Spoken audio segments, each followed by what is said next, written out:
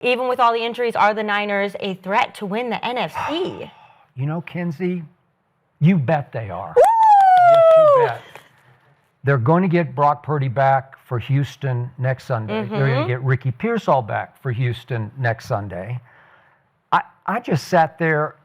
I was actually enthralled by your game last night because I couldn't believe the coaching job that Kyle and Saleh were doing on the Falcons. After what I saw the Falcons do to the Bills on Monday night, I just sat there and marveled that Saleh, who's now doing what he should have been doing all along, which is coordinating a defense as opposed to being the CEO and the head coach of an entire organization, that they held Atlanta to 292 total yards. That is highly impressive.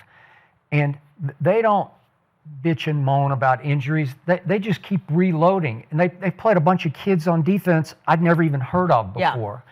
And yet, I look at their free agent losses after Nick Bosa, obviously, and Fred Warner, and I'm saying they lost Dre Greenwald, they lost Ufanga, they lost Hargrave, they lost Debo, obviously, and Leonard Floyd and Banks and Jordan Mason. I just go on and on. It's like a completely different team with Mac Jones at quarterback who just makes little big plays that win the game. But I will put one big asterisk on what I'm talking about, which is there's one big tricky if.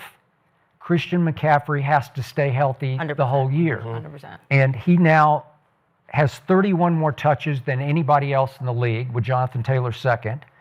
He now has 67 more yards from scrimmage than anybody else in the league. Bijan is second. And since Christian McCaffrey came into the league, he leads the entire league over 9 years in touches and yards from scrimmage. He will turn 30 in June after the season, but he's at the backside. And yet Kyle said last night was just a Christian McCaffrey game. That was the game plan going in. We are going to feed our little beast. And he's a little beast, and I didn't love him at Stanford because he kept getting beat up, and I just wasn't sure he could do it against you guys at this level. And he runs so hard. He powers through contact. He relishes contact. There's no Emmitt Smith in him, where Emmitt was always ducking and dodging and avoiding any big hits. So I just, man, he's missed a bunch of games in his career. He's played 102 out of 139, so he's missed 37 games. I don't know. Help me out here. If you tell me he's upright and running as hard as he did last night, both carrying and catching, then they could be as good as anybody by the end of the year with that coaching staff. I agree, Skip. Hey, Shanahan and Lynch, they just do a great job building a team. This almost year in, year out. They always got a bunch of injuries. Yeah. Yet they always a top 4, top 5 team in the NFC. So I just love how they produce stars, man. You look at Ufanga, the guys who just the Broncos guy. You know, I'm going to talk about the Broncos a lot today. Greenlaw.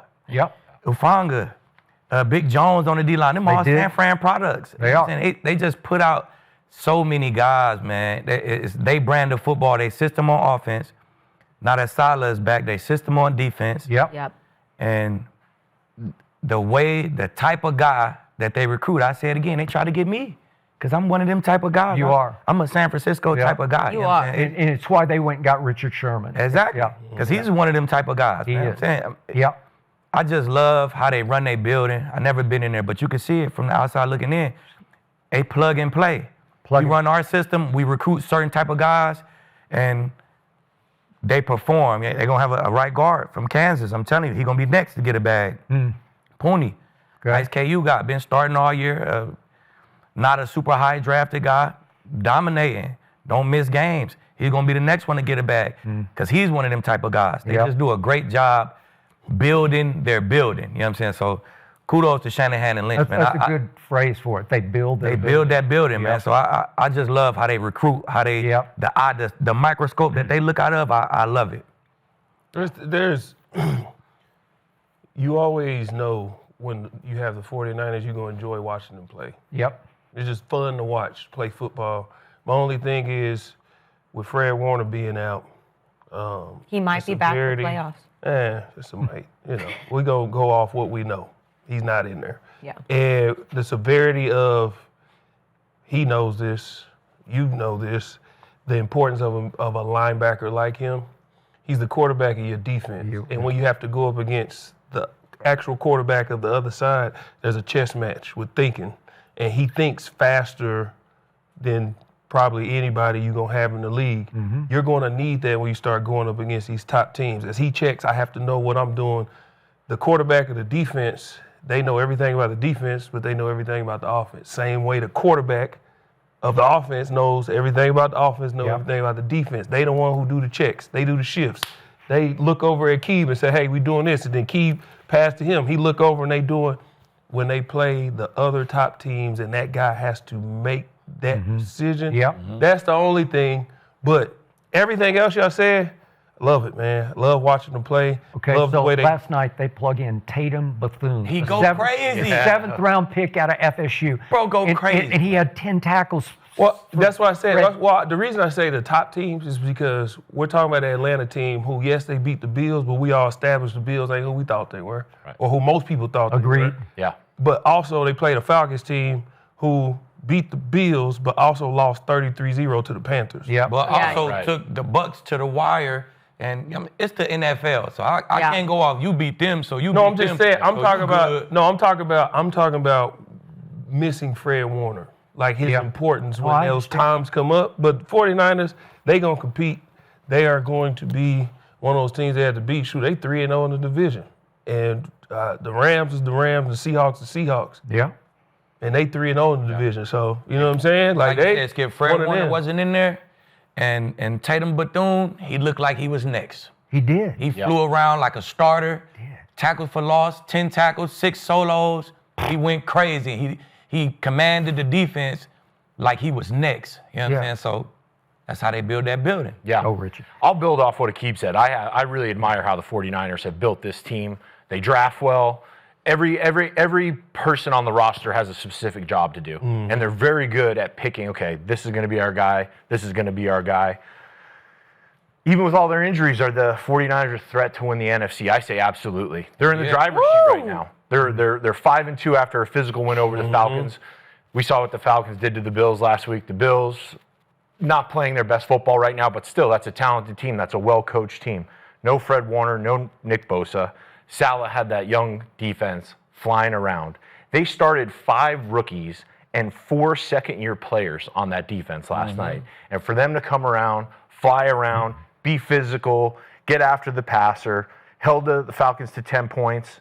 And the reason I think that the Niners can be a threat in January is because we saw the recipe last night. Feed CMC, play stingy defense, and make situational throws. Mac Jones makes a play here, makes a play there. That's all you need. That's all you need. That's all you need. Just keep the chains moving. Now we have Brock Purdy coming back. That's their guy, the $260 million man.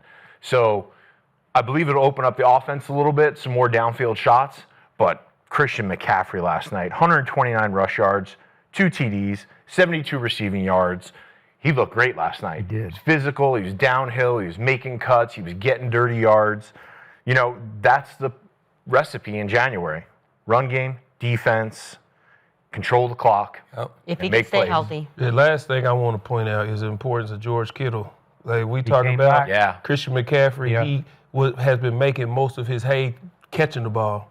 Last night, he did it on the ground. They did. Who was also back? George Kittle. George Kittle. He's one of the best blocking tight ends in all of football. And that's what he do. That's why that run game is so plug and play. Because like y'all said, they know how to build and they put the right pieces in place. He came back last night. All of a sudden, the run game is just, no, it ain't just all of a sudden. George Kittle's back. George Kittle's back, and you see he brings juice. Oh, He's breaking down the huddle. For sure. He's getting the boys going. I got a good story about George Kittle. George Kittle and I were in St. Bart a couple years ago, and we had a couple cocktails, and we're getting after it, and George is explaining to me how much he loves wide zone blocking. We're literally in the middle of this beach club, and we're having drinks. Bottles are popping. They brought out so a bunch passionate. of they brought out a bunch of bottles on a Harley to some of our friends in Louisville, and George is sitting there talking my ear off about wide zone, letting the helmet out. And I was getting fired up. I was like, "Let's go, let's ride, baby." Hell yeah. And also, Bijan had 40 yards rushing last night. 40 yards. But I wanted to talk about that because last week we're like, he's the best running He back. is RB1, man, and they But- own him. That's what happened, though. When you crowned him, guess what Robert Saleh did in that defensive room? Yep. This the guy. This is the guy. He the king of the NFL. He the best player. Listen to it. Listen to Raheem. Listen to Skip. Listen to Aqib Talib. All you do is you put that on the pedestal, and that's how you get your defense going. You know what I'm saying?